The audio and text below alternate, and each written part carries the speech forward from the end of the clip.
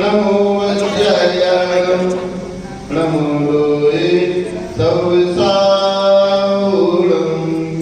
मोक्षमार्गस्येतारं वेतारं गरुडं ज्ञातारं विश्वतत्त्वानां वन्दे तद्गुणलब्धये नमः श्रीवर्धमानाय निधुतकलिलात्मने सलोकानां त्रिलोकानां यद्विद्यादर्पणायते तद्जयति परं ज्योति समं समस्तैरनन्तपर्यायै दर्पणकलयुः सकिला प्रतिफलति पदार्थमालिका यत्र तन्नमामि परं ज्योतिः उन्मूल्यस्य विद्यं यत् विद्ययत्यपि नमो अरिहन्तारं नमो सिद्धारं नमो ऐलियाणं नमो वज्रायाणं नमो लोहे सवसाऊलं। जय बोले पंचपरमेश्वरी भगवान की जय। देवादिदेव एकराट आदिनाथ भगवान की जय। केवल कमलापति नेमिनाथ तो भगवान की जय। चिंतामणि नाथ भगवान की जय। धर्मदेव शास्त्र नायक अंतिम तीर्थंकर भगवान महावीर स्वामी की जय। परम पुरुष गुणागुरु समाधि सम्राट आचार्य श्री सुमति सागर जी महाराज की जय। परम पुरुष गुजरात संत केसरी आचार्य श्री भरत सागर जी महाराज की जय। परम पुरुष गुरुदेव आचार्य श्री विवेक सागर जी महाराज की जय। परम पुरुष भक्तंबर वाले बाबा आचार्य श्री शिव सागर जी महाराज की जय। परम पुरुष आचार्य श्री वीरभूषण जी गुरुदेव की जय। अहिंसा में विश्व धर्म की जय। विपण सागर जी महाराज की जय।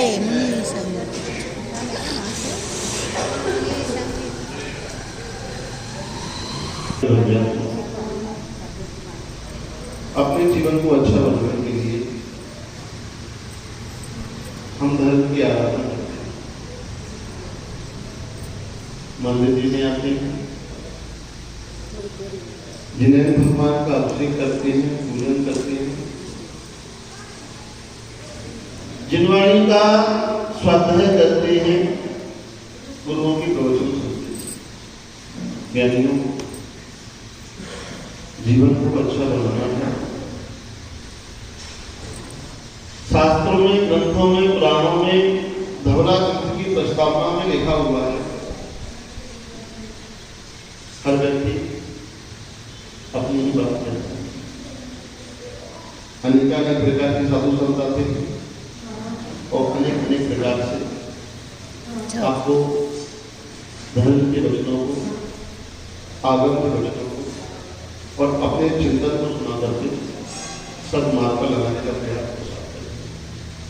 धवला ग्रंथ की प्रस्तावना में कहा कि हर व्यक्ति अपनी बात कहता है, जिसके पास जाओ वह अपनी बात बताता है, परंतु जो सिद्धांत है, सिद्धांत भी अपनी बात कहता है।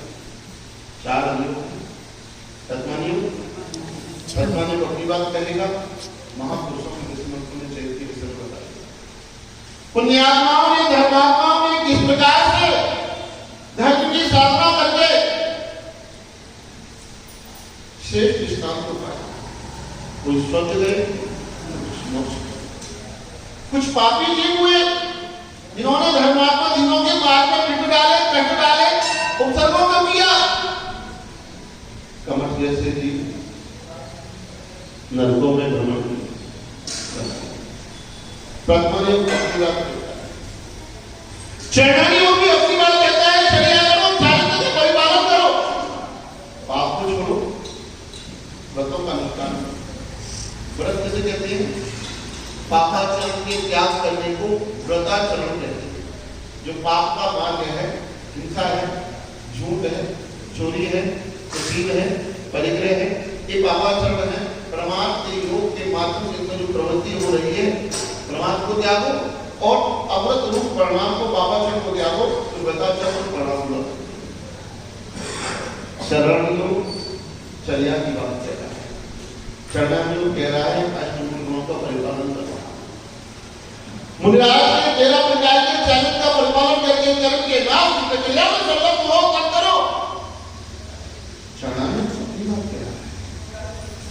कर्णानियों की शरण में जाते हैं, कर्णानियों अपनी बात करते हैं। कर्णानियों की शरण में जाते हैं, करण यानी परिणाम, करण यानी भाव, और करण जिसमें लोक आलोक के विभाग का वर्णन किया जाता है वह कर्णानियों है। कर्णानियों भी अपनी ही बात कहता है। कर्णानियों क्या कहता है? अपने भावों को संभाले। ये जो हृदय में नाना प्रकार के परिणाम आ रहे हैं, भाव आ रहे हैं, जो कसायों का चक्र चल रहा है, इसके माध्यम से मोह का चक्र वृद्धि को प्राप्त हो रहा है और संसार का चक्र फैलता ही जा रहा है। कर्णानियों कह रहा है इसके मूल में जो मिथ्यात्व है और अनंतानुबंधी चौकड़ी है, मिथ्यात्व की कीली से चक्र बदल जाए, चक्र का होना मिथ्यात्व और अनंतानुबंधी की चौकड़ी अनंत अनंत संसार का था। कर्णानियों कह रहे हैं कि भावों को संभालो, मिथ्यात्व को छोड़ो, अनंतानुबंधी को छोड़ो, परिणामों की विशुद्धि को बढ़ाओ। कर्णानियों भावों को संभालने वाली बात है। कर्णानियों कसायों को छोड़ने की बात कह रहा है। कर्णानियों कह रहा है कि निर्मल अच्छे अच्छे परिणाम, अच्छे परिणाम रखोगे, अच्छे परिणाम रखोगे, जीवन अच्छा बनेगा। अच्छे परिणाम रखोगे, मोक्ष मार्ग प्रशस्त होगा। खोटे परिणामों से मोक्ष मार्ग की प्राप्ति नहीं हुआ करती है। खोटे परिणाम, संकलेश परिणाम तो दुर्गति के कारण है। 6 डाला में लिखा है अति संकलेश भाव से मरियो, अति संकलेश भाव से मरियो, घोर स्वप्न सागर में मरियो। जो संकलेश परिणामों में किया करता है, संकलेश परिणामों के साथ वर्णन किया करता है, अंत समय में भी अपने भावों को, परिणामों को सुधारने के लिए तैयार नहीं हुआ करता है, अति संकलेश भाव से मरियो। जो संकलेश परिणामों के साथ वर्णन करेगा, घोर स्वप्न सागर, स्वप्न सागर, स्वप्न यानी नरक, स्वप्न यानी नरक, नरक में जाता है। नरक में कौन जाता है? पापी की पुण्यात्मा। पापी जाता है कि पुण्यात्मा जाता है? कुछ पुण्यात्मा भी नरक में है। हम नाम गिना दें? राजा चंडिका जी, यानी हमारी अभी तक ये सूरज की लाइन सुना रहा था, जैसी कभी वो हमसे तीजा बोलो जो मुझे होते हो निश्चय फल, जैसी करनी जैसा फल कुछ ऐसा, ऐसी फल के सुनाते हो तो जैसी करनी वाले करे। हाँ आगे मुझे सूरज समझ में आ रही है, आपकी बातें घर से बोल दे पर जाके माइक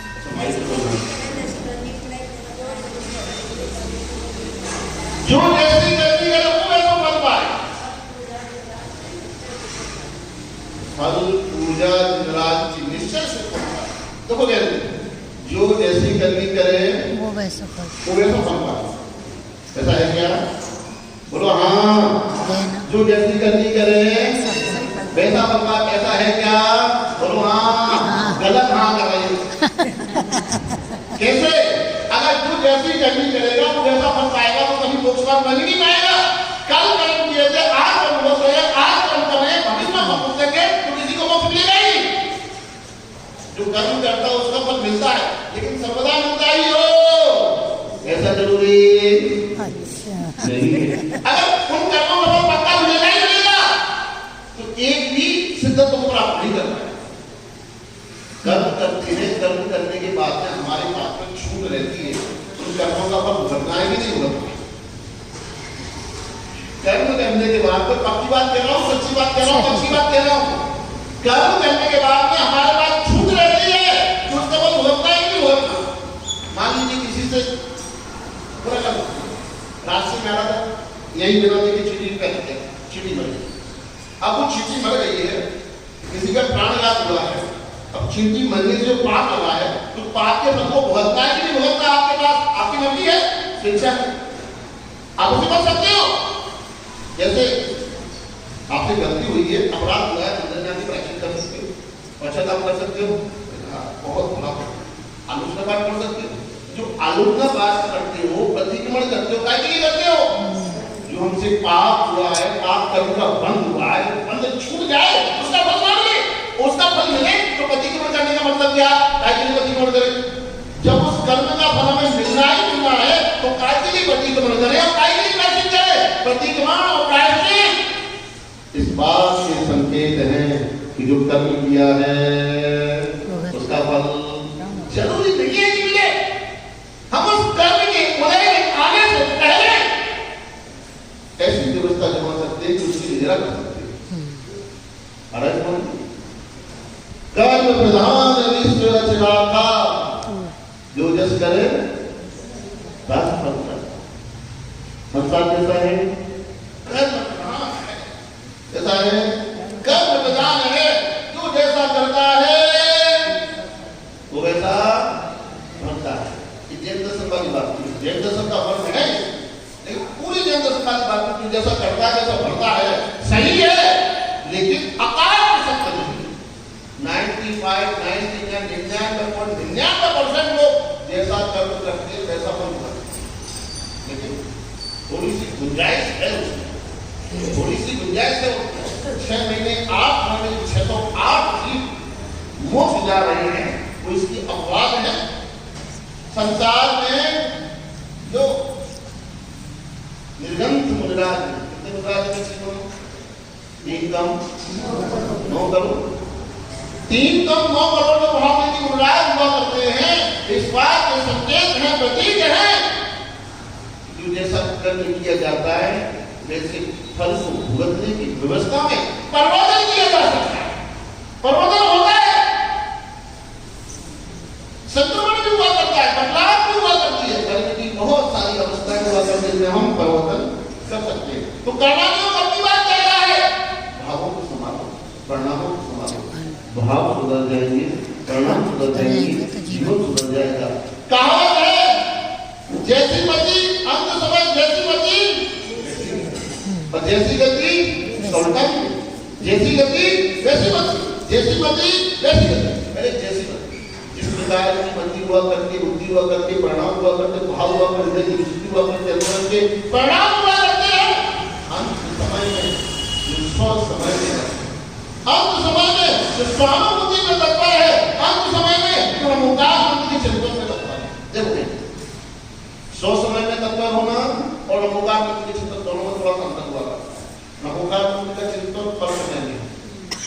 100 समय में समझ आते हो? 100 समय चैतन्य आत्मा में जो तत्पर हुआ करता है वो स्वस्थ में कहलाया करता है, और समय पर में जो तत्पर है, अब पर भी हुआ करता है और असुर भी हुआ करता है। संसार के विषयों में तत्पर हो, असुर जिनालय को जन्मभूमि की ओर ध्यान है, पशुपति की ओर ध्यान है, गुरु की ओर ध्यान है, जिनवाणी के वचनों की ओर ध्यान है, ये भी परमाया कर रही हो,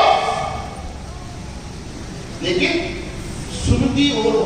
स्वस्थ में जब चैतन्य आत्मा की उपयोग हुआ करता है, कहता है स्व को संभालो, स्वधर्म को संभालो, स्व के परिणामों को संभालो, स्व के भाव को संभालो। रव्यान्यों अपनी बात कह रहा है, समय साथ कह रहा है कि ये जो विभागों में जीवन जी रहे हैं, कर्म की अवस्थाओं में कर्म ने मुझे पराधीन कर रखा है। संसारी प्राणी क्या कहता है? क्या करे महाराज, पराधीन है, कर्मों में गिरा, कर्मों ने गिरा, कर्म के चक्र में फंस गए। जैसे सिद्ध चक्र होता है, वैसे कर्म का भी चक्र हुआ करता है।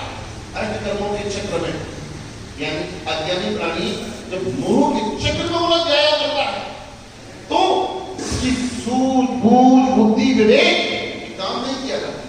मिथ्या अनंतानुबंधी की चौकड़ी इस जीव की बुद्धि को धर्म में, धर्म ध्यान में, वो शुद्धि में लगने नहीं देती।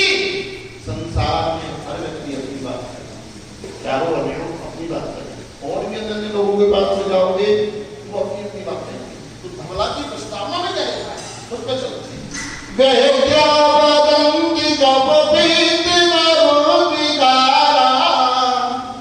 एक व्यक्ति बीमार, एक व्यक्ति कष्ट में, पीड़ा में, बहुत दुखी था, परेशान था, लोगों ने उसको ध्यान रखा था और नाना प्रकार के उपाय उसने कर रखे। किसने कहा ऐसी मनमानी दवाई कब तक खाते रहोगे? वैद्य के पास जाओ, वैद्य के पास जाओ, वो अनुभवी है, नाड़ी के जानकार है, और वैद्य के पास गए।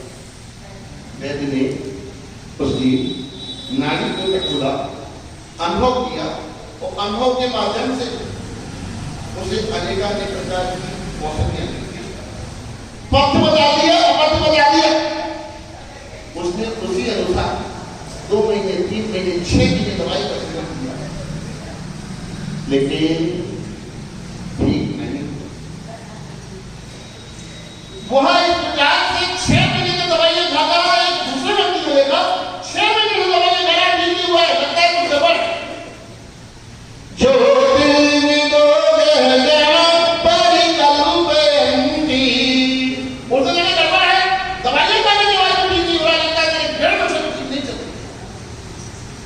दवाइयां औषधियां आरोग्यता को देने वाली हुआ करती हैं, और औषधियां खाने के बाद भी ठीक नहीं हो रहा, लगता है कि ग्रह नक्षत्र ठीक नहीं है। तो उसने कहा किसी ज्योतिर्विद के पास जा, ज्योतिषी के पास।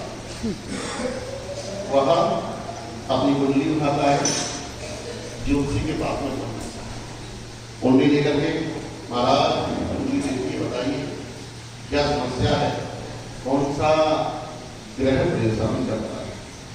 ज्योतिर्विद कुछ समय कुंडली देखता, कुंडली देखने के बाद में कहता है अमुक ग्रह तुम्हारा खराब है, अमुक ग्रह तुम्हारा खराब है, इस ग्रह की शांति को पाए।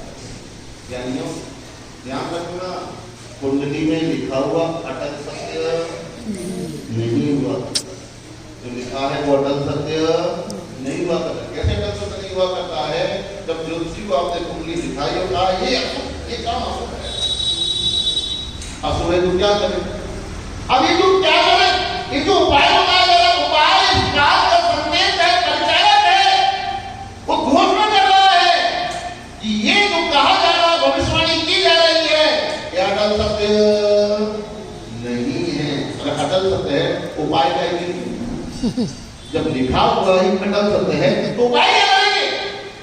तो ज्ञानियों, उसने कहा कि तुम्हारा राहु खराब, यानी राहु खराब हो, क्या करें? राहु खराब हो क्या करें? वो दूसरे धर्म वाला कैसे उपाय होता है, कोई लेको पानी में बहाओ, ये करो, वो करो। ज्ञानियों क्या करोगे? नैमिना भगवान की जाप करोगे। शनि खराब है तो बोलते हैं, वो सब जानते हैं। शनि खराब है तो, सूर्य खराब है तो,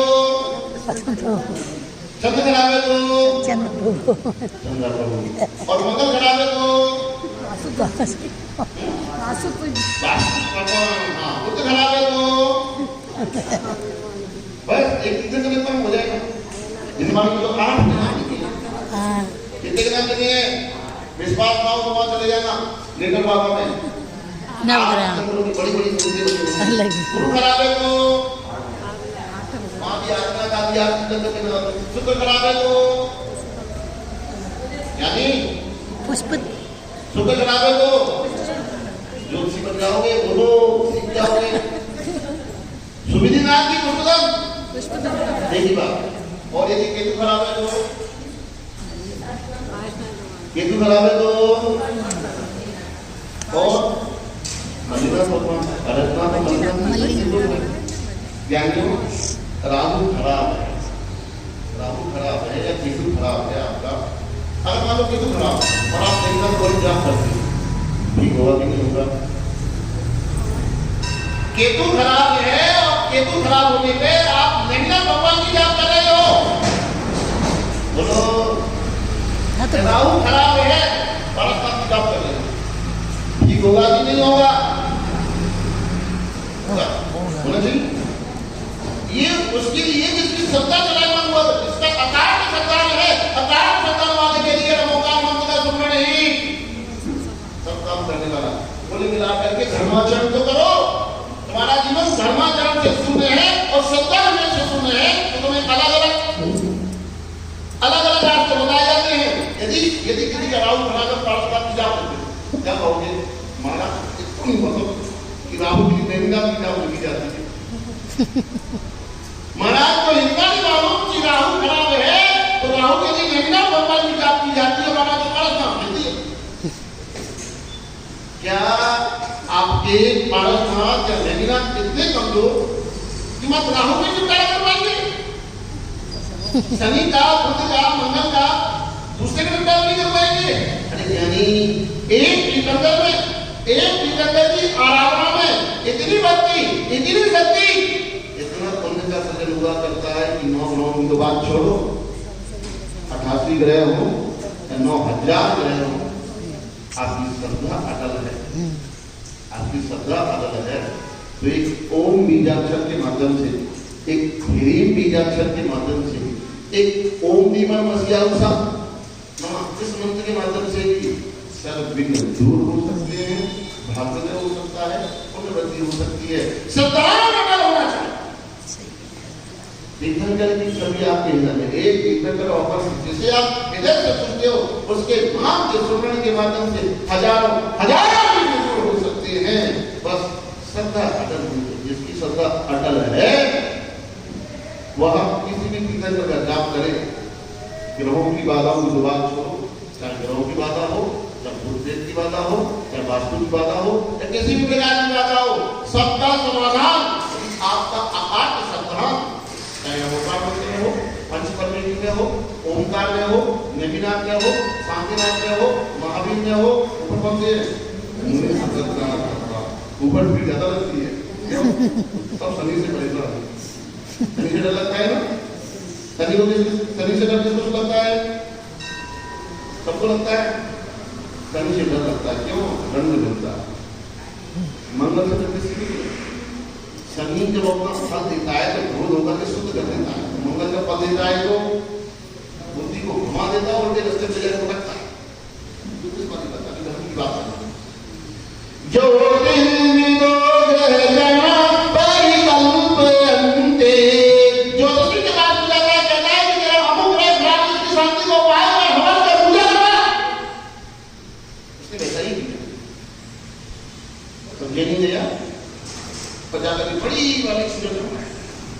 पूजा कराने के बाद 2 महीने 3 महीने 4 महीने गुजरते हैं, यहाँ तो वैसे वैसा क्या मतलब बना हुआ, ठीक ही नहीं हुआ।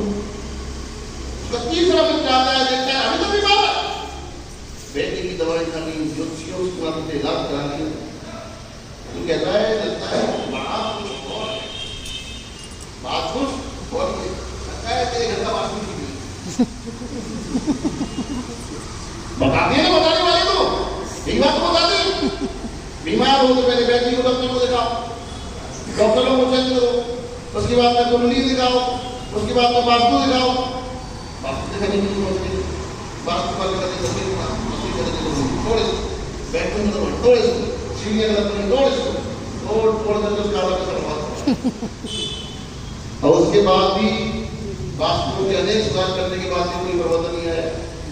मिल गया उसको, वो कहता है लगता है ये तुम्हें शनि की बीमारी नहीं है, ग्रह बनेगा तो चिंता की नहीं है, वास्तु की कोई समस्या नहीं है, तुम्हें तो भूत लग गए। क्या लग गए हैं? भूत लग गए हैं, कोई हवा लग गई है, किसी ने ऊपर से जादू मंत्र सोना टोट का कर दिया, जिसके कारण तुम बड़ा नहीं पा रहे, तुम ठीक नहीं हो पा रहे, इसका इलाज कराओ। भूतो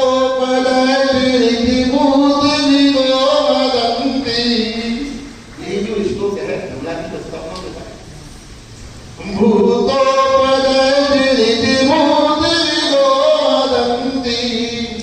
झाड़ू वाला तुरंत करने वाला वो क्या करेगा? बताएगा यहाँ ये हमारा पड़ोसी ठीक नहीं है, थोड़ा टोटका करता रहता है, कभी नारियल डाल जाता है, कभी नींबू डाल जाता है, कभी सिंदूर डाल जाता है, भैया तेरे को जो करना है वो तांत्रिक अपनी विधि विधान कर, और विधि विधान करने के बाद भी कोई सुधार नहीं, वैसा ही करेगा। आप मुझे इतना दुखी हो गया, इतना दुखी हो गया, इतना दुखी हो गया, लगता है एक जीने से तो मरना।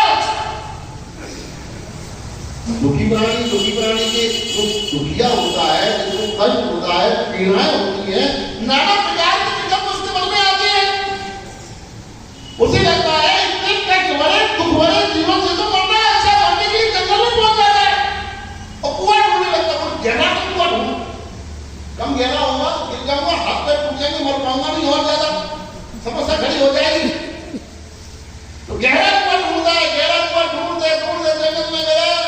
एक आम के पेड़ के नीचे मुनिराज बैठे थे। सोचता है मंदिर जा रहा हूँ, मंदिर से पहले मुनिराज के दर्शन कर ले, इनसे ही पूछ लेता हूँ मेरे कर्मों की गति कैसी।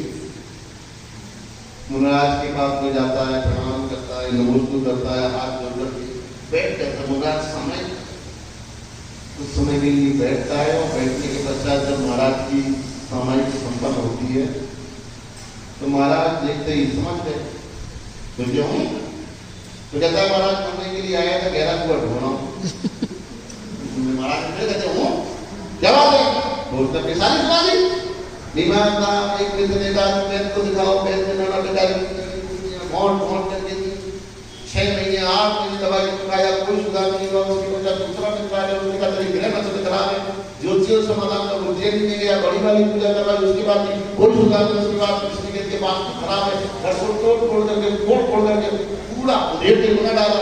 उसके बाद भी कोई सुधार नहीं हुआ। उसके बाद किसी के दिया तेरे को भूत प्रेत लग गए, तंत्र कर दिया तेरे पे, वो सारा समाधान करा दिया। और अब तो लगता है अच्छू नहीं लगता, ठीक हो नहीं रही, ऐसे घसीट के जीने से तो अच्छा मरना ज्यादा अच्छा। मरने के लिए आया मेरा महाराज अपना मौन खोलते हैं, मौन खोलने के बाद तो कहते हैं यानी ये जो उपाय करने में लगा है उसमें समाधान नहीं है। तो क्या करूं महाराज, तेरे कर्म ही कुछ ऐसी है, जब तक उन कर्मों को उत्तम छह उत्तम नहीं होगा तब तक तुझे साधना मिलने वाली नहीं है। तो क्या करूं महाराज, आप ही बताओ। महाराज ने कहा मुनि बन जा, बनना तो है ही, मुनि बन जा। सबसे भी कर्मों को उत्तम छह उत्तम किसी अवस्था में हुआ करता तो उन्हीं अवस्था में हुआ करता, गृहस्थ अवस्था में गृहस्थ के अनुकूल कर्मों को उत्तम छह उत्तम हुआ करता है। सर्वाधिक उत्तम छह उत्तम करना है, मरना चाहिए। अगर जीना होता गृहस्थी में रहना होगा तो गृहस्थी का सोचा होगा, लेकिन मुनि बनता है तो 2 साल में सब का बड़ा चंगा अच्छा हो गया, अच्छा मतलब ठीक है महाराज मंदिर तो आया ही, इससे अच्छा है आपके चरणों की दीक्षा ले लें। बैठ जाता है, महाराज ने निष्ठोष कर दिया, संस्कार कर दिए, और संस्कार करने के पश्चात में अब उसकी पूरी चर्चा प्रारंभ। 4 टाइम स्वाध्याय, 3 टाइम सामायिक, 2 टाइम प्रतिक्रमण, 1 बार आहारचर्या, मौन साधना, प्रकृति की गोद में अर्थात जंगलों में साधना। इस प्रकार साधना करते करते करते करते 2 वर्ष व्यतीत हुए होंगे, उसका सारा शरीर तो पुष्ट हो गया था, तो सारा पुष्ट हो गया, शरीर कंचन जैसा चमकने लगा, स्वर्ण में शरीर के सारे रोग पीड़ाएं बड़ा अच्छा, मन में भी प्रसन्नता आनंद का भाव आया। तो जब कुछ उपाय करते उपाय फलित हो जाए तो चेहरे पे प्रसन्नता और हृदय में आनंद दोनों की वृद्धि हो जाए।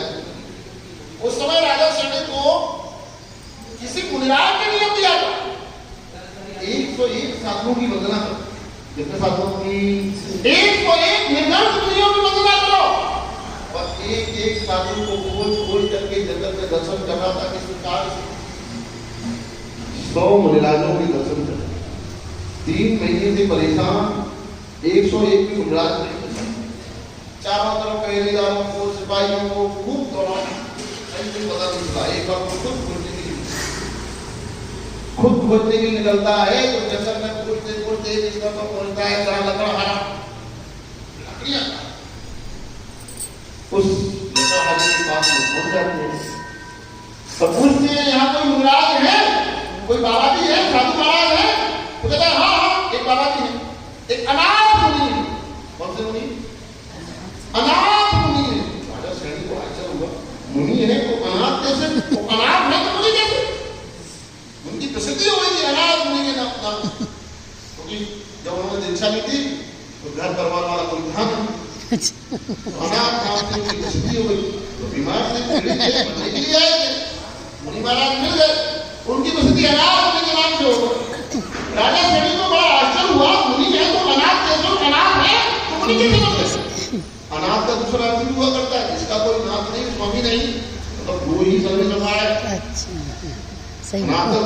हुआ करता है, वही सत्य सभा है, उसके ऊपर कोई भी नहीं।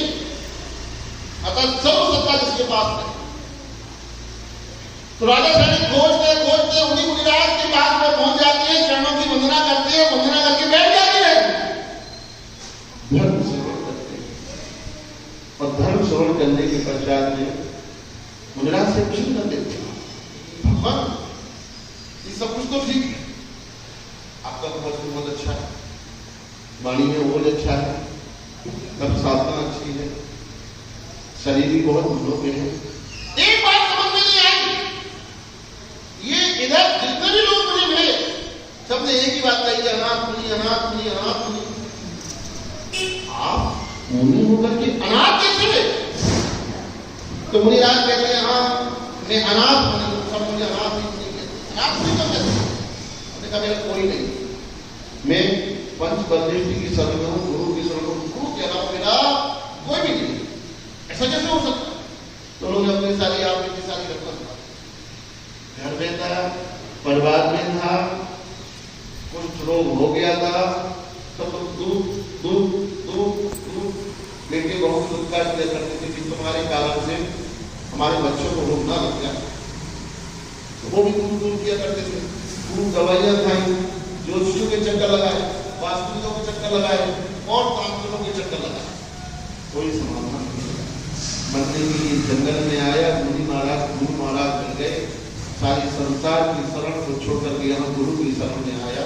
इस कारण से मेरा कोई स्वामी नहीं है, एक मात्र मेरे गुरु महाराज है, मैं इनकी सुनता हूँ, किसी की भी नहीं सुनता हूँ। मेरे कर्म का उदय था, अशुभ कर्म का उदय था, अशुभ कर्म के उदय के कारण से सब लोगों ने मुझे धोखा लगाई। कहने का आशय और उद्देश्य इतना सा है कि जब तक कर्म का उदय चलता है, जब तक कर्म का उदय चलता है, कर्म का उदय तीव्र हुआ करता है, तो कोई उपाय काम नहीं आया। या हम उपाय करते हैं, उपाय करते हैं, जितना बड़ा कर्म का भार है उतना बड़ा उपाय नहीं करते। जितना बड़ा कर्म का भार है, कर्म का भार को मान लीजिए 1000 टन, एक पत्थर का टुकड़ा 1000 टन, अब उसे आप उठाने के लिए जिसकी क्षमता मात्र 10 टन की है, ऐसी वो ट्रेन को बुला देते, उठेगा क्या? बिना भी नहीं पाएगी। क्यों? 10,000 टन का पत्थर है और 10 टन वाली ट्रेन बुला दिया।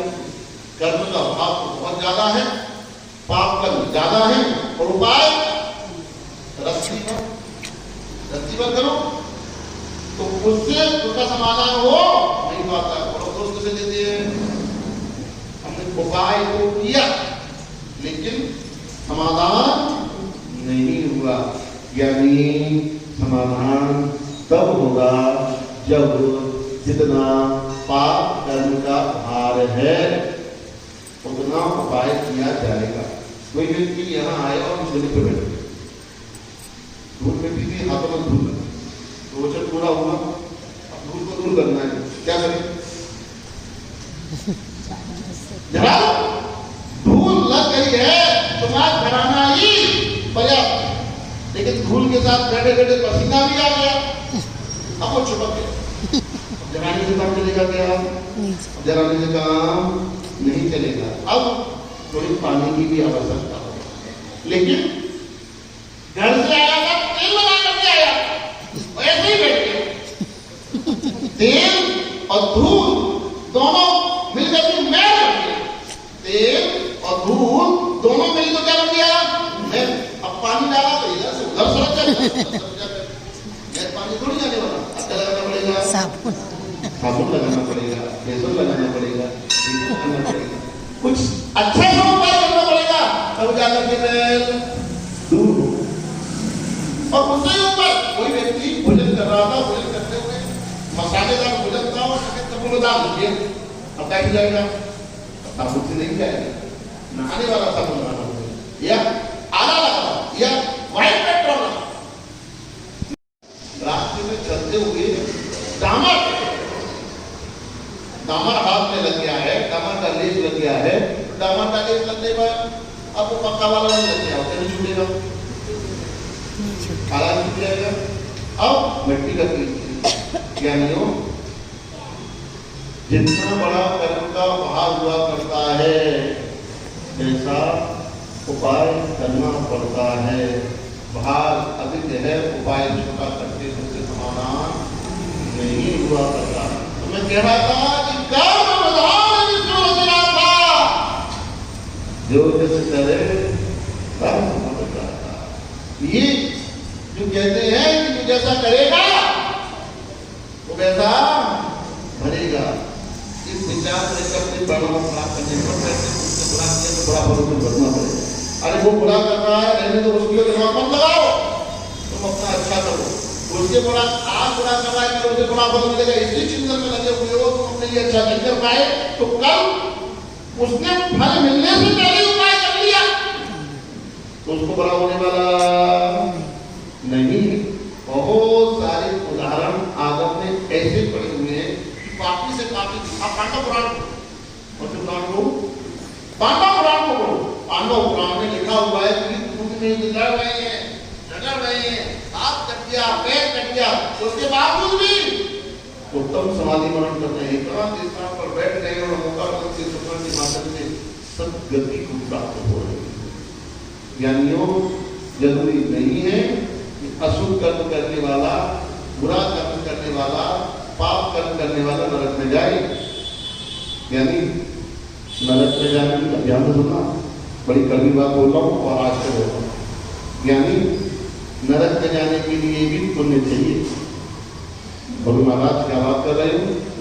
नरक में जाने के लिए भी पुण्य चाहिए।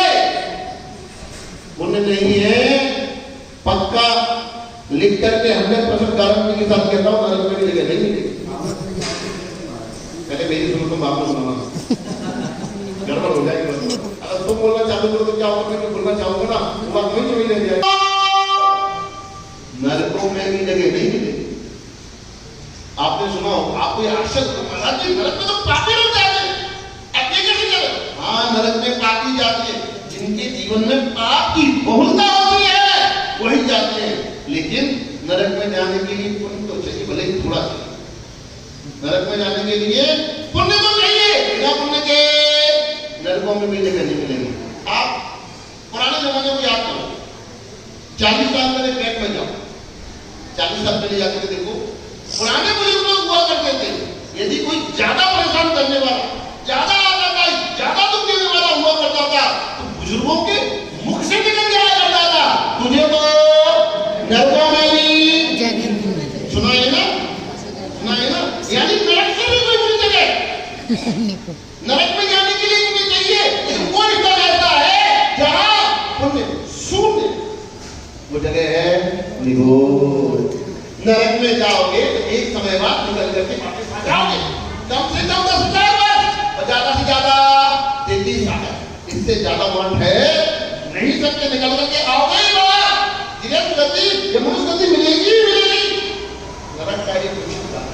नरक में बहुत सारे पुण्य, कौन सा पुण्य चाहिए नरक में जाने के लिए? पुण्य कहा ना, एक बात करते महाराज जी, नरक में जाने के लिए कौन सा पुण्य चाहिए? नरक में जाने के लिए जातियां 5 होती, कितनी जाति होती है? 5 जाति। 5 जाति के नाम बोलो। हिंदू बोलो,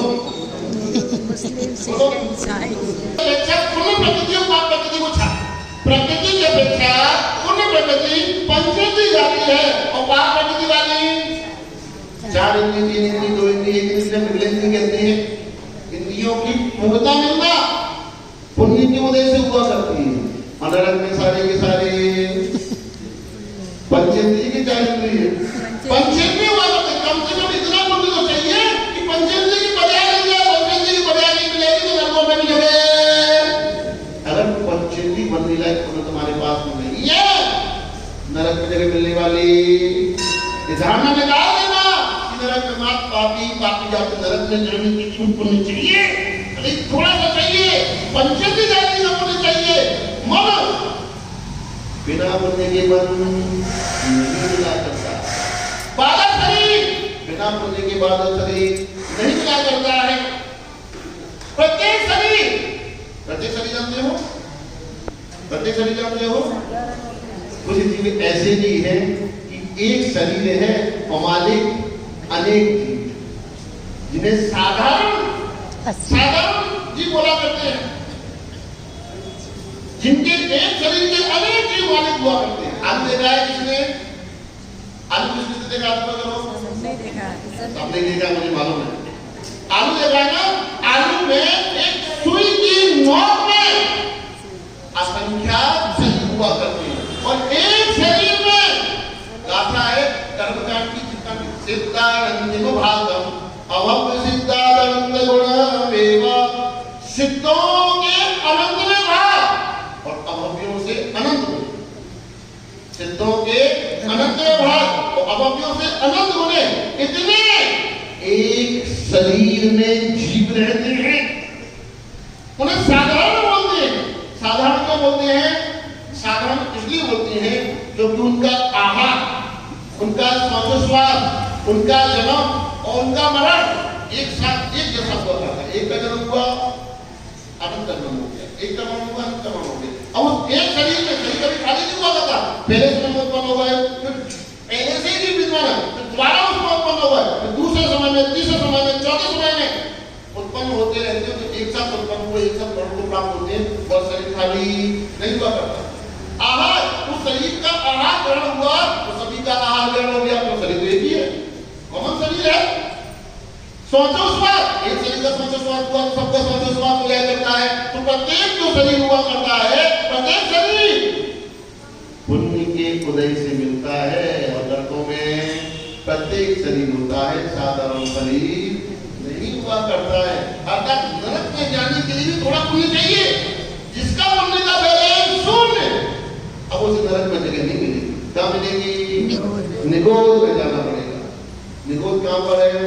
निगोद दो प्रकार के निगोद है, एक नित्य निगोद, दूसरा इतर निगोद है। नित्य निगोद सातों नरकों के नीचे 7 राजू लंबी चौड़ी नीचे की जो पृथ्वी है, कल भूमि, वहां नित्य निगोद की अच्छी रहा करती है। और जितने सारे जमीन कंधाती हैं सब में इतर निगोद, एक शरीर के अनेक मालिक हुआ करते हैं। नरक में जाओगे तो मर्यादा है, टाइम पीरियड है, समय है, उसको निकल के ही आओगे। लेकिन निगोद में पहुंच गए तो अब कोई ठिकाना नहीं, कब निकल करके आएंगे कोई नहीं। मनुष्य पर्याय में लो, सदगति को पाना है, अच्छे उपाय कर लो, मंदिर में चले जाओ, दिन भगवान की पूजन कर लो, स्वाध्याय कर लो, गुरु के प्रवचन सुन लो, भला कर लो, परोपकार कर लो, दया आदि के प्रणाम कर लो। इनके माध्यम से कुछ उपाय है उनमें सृजन की सदगति में जाने की। लेकिन निगोद में एक उपाय बताओ जिससे निगोद से निकलना है। जिस बात एक उपाय है, चना या मक्के का दाना उछल करके बाहर निकल जाया करता है, उसी प्रकार कसाईयों की मंदता में यह जीव उन स्थानों से बाहर निकल करके आया करता है। तो क्या नहीं, कर्म प्रधान विश्व रचना का जो जस करे दास फल पाए। ये जैन सिद्धांत का अधूरा सिद्धांत है, पूरा सिद्धांत नहीं है। जैसी करनी वैसी भरनी, आज नहीं तो निश्चय कर। जैसा करता है वैसा पड़ता जरूर है, जरूरी नहीं है। बहुत सारे कर्म तो ऐसे तौर पर करेंगे फिर भी कर्म भुगतना है। हुआ ऐसे बहुत सारे कर्म, 2 कर्म ऐसे हैं जो कोई नहीं करता। अगर आप धर्मात्मा ही पास पाए जाते, 2 कर्म की प्रकृति है, इनका बंध नहीं हुआ करता है, अनुरूप बंध नहीं हुआ। सम्यक प्रकृति और मिश्र प्रकृति, सम्यक प्रकृति और मिश्र प्रकृति, 2 कर्म की ऐसी प्रकृति हुआ करती जिनका बंध नहीं किया जाता। धर्मात्मा इनका फल जिसने एक बार सम्यक दर्शन प्राप्त कर लिया है, मिथ्यात्व के माध्यम से इसका जन्म। 2 प्रकृतियों का फल भुगतना होगा, लेकिन इसका बंध नहीं हुआ करता है। कुछ प्रकृतियां जैसे गति नाम का, एक आयु नाम कर्म होता है, आयु कर्म हुआ करता है, एक गति नाम कर्म हुआ करता है। गति नाम कर्म हर समय बंध को प्राप्त होता है, आयु कर्म त्रिभाग में 8 बार में सभी प्राप्त हुआ करते हैं। त्रिभाग में जब आपकी 2 तिहाई आयु निकल जाए, मान लीजिए किसी के 81 वर्ष की उम्र है तो पहला क्षण 54 वर्ष में, दूसरा क्षण 72 वर्ष में, तीसरा क्षण 78 वर्ष में, चौथा क्षण 80 वर्ष में, आगे आगे उसके को क्या करते जाओ 8 महीने निकलने के बाद में। इस प्रकार से 2 तिहाई भाग निकलने पर आयु का बंध का प्रसंग आया करता, पहले में मत हो गया तो दूसरे को भी आकर्षण कर आपको पसंद आएगा, पहले मत नहीं हुआ है तो दूसरे अवसर आ जाएंगे। धर्म सिद्धांत की बात है। तो ज्ञानियों, बहुत सारी गतिविधि प्रकृति ऐसी हुआ करती, बांध तो लेते हैं, फल भुगतने की कोई व्यवस्था ही नहीं होगी, वरना भुगत सकते हो। कैसे? गति नाम कर्म है, हर समय चारों, जिस समय व्यक्ति चारों गति नाम कर्म, किसी बिल्ली जी का प्रसंग आ जाए तो सब गति का बंद कर सकता है। यदि यहाँ बैठे हुए किसी का गति का प्रसंग आ जाए तो अच्छी गति का बंद कर सकता है, लेकिन गति नाम कर्म हर क्षण बंद रहा। अब जब उदय में आएगी तो कौन सी आएगी? आयु करनी है। आप मनुष्य आयु बैठे हो, पूर्व में आपने बंद किया था उदय, मनुष्य गति नाम कर्म, मनुष्य गति नाम कर्म है। बाकी का क्या होगा? उदया भागी क्षय, उदय में आएंगी और बिना फल दिए कर्म के परमाणुओं में सर्वाधिक जो कर्म उद्गम संख्या में जो अत्यधिक आया करते हैं, प्रदेश बंदी की अपेक्षा वेदनीय कर्म हुआ करता है। वेदनीय कर्म के प्रमुख समय में जो कर्म का बंद किया जाता है, उस कर्म के बंद करते समय सबसे अधिक हिस्सा, सबसे अधिक बंटवारा वेदनीय को मिलता है, उसके पश्चात मोहिनी को मिलता है, उसके पश्चात में ज्ञानावणी को, दर्शनावणी को, अंतराय को मिलता है, सबसे आखिरी में नाम कर्म को, बुद्ध कर्म को मिलता है। आयु कर्म को अगर बंद रहा है तो उसे मिलेगा किसको? नाम और बुद्ध को जब मिला जाता है। तो सबसे अधिक हिस्सा वेदनीय कर्म को मिला करता है। कहने का आशय इतना सा है कि हमारे पास में वेदनीय कर्म दोनों प्रकार के, साता भी है और असाता। अब जब दोनों प्रकार के तो साता बोल क्यों नहीं मिलता, असाता बोल क्यों मिलता है? यानी जैसे कर्म द्रव्य को जुटाओगे कैसा फल मिलता है? गर्मी के दिन है, पंखा बंद कर दो, कैसी बुद्धि होगी? अपने आप पसीना आना चालू होगा, अपने आप गर्मी लगना चालू हो जाएगी। और आपने कूलर चालू कर लिया है, एसी चालू कर ली है, आपने जिनके माध्यम से शीत उत्पन्न हुआ करती है उन तीर्थंकर प्रकृति, आप एक ऐसे तीर्थंकर का नाम बताना, आज नहीं कल नहीं 10 साल आपको बताना, कोई ना शास्त्रों में कोई ना उनराजों में पूछना, एक ऐसे तीर्थंकर का नाम बताना अनंत काल से अभी तक कोई एक ऐसे तीर्थंकर का नाम बता दो जिसने जितनी तीर्थंकर प्रकृति का बंधन किया उतना होगा, जितनी तीर्थंकर प्रकृति का बंधन किया उतना होगा हो। ऐसा एक भी तीर्थंकर नहीं है कि जिसने जितनी तीर्थंकर प्रकृति का बंधन किया उतना पूरा का पूरा होगा हो। चाहे वो भगवान महावीर बात भगवान को भी ले लो, 84 लाख पूर्व की थी, उनकी भी 16 लाख पूर्व कम है। श्रीमद भगवान के बात को मान जाओ, उनकी 1 कोटि पूर्व है, लेकिन 1 कोटि पूर्व होने पर उन्होंने भी 8 वर्ष की दीक्षा ली थी। जिसने 8 वर्ष की उम्र में दीक्षा ली थी, तीर्थंकरों की 8 वर्ष की दीक्षा नहीं हुआ, फिर भी मान लीजिए इसने 8 वर्ष की उम्र में दीक्षा ले ली है और केवल ज्ञान को प्राप्त कर लिया है, फिर भी वह पूर्ण तीर्थंकर प्रकृति का भोग नहीं कर सकता। क्यों? क्योंकि तीर्थंकर प्रकृति का जघन्य बंदी अंतःकोड़ा कोटि का होता है और मनुष्यों में आयु अंतःकोड़ा कोटि की नहीं हुआ करता। तीर्थंकर प्रकृति का जघन्य बंद अंतःकोड़ा कोटि का हुआ करता। अंतःकोड़ा कोटि बहुत बड़ा समय, मनुष्य आयु 1 कोटि पूर्व की अपेक्षा अंतःकोड़ा कोटि के समय बहुत बड़ा हुआ करता है, लेकिन प्रकृति की अपेक्षा तीर्थंकर प्रकृति पाप की प्रकृति वाली स्थिति की अपेक्षा पाप की स्थिति वाली, प्रकृति के विषय होती है लेकिन स्थिति की अपेक्षा पाप की स्थिति वाली है। क्यों? चौथे पुरुषकाल में अधिक बंद होता है, 8वें पुरुषकाल छोटे समय में कम बंद हुआ करता है, जब केवल ज्ञान हुआ करता है उसका भाव परिणामों के माध्यम से उसका आकर्षण हो करके जितनी आयु शेष बचती है उतने में ही वह समाज जाया करती है। कुल मिलाकर के कहने का आशय और उद्देश्य इतना सा है कि भावों की परिणामों की पुष्टि रखो और उपयोग को सदुपयोग की ओर लगाओ। जीवन में कल्याण करना सरल है, सहज है।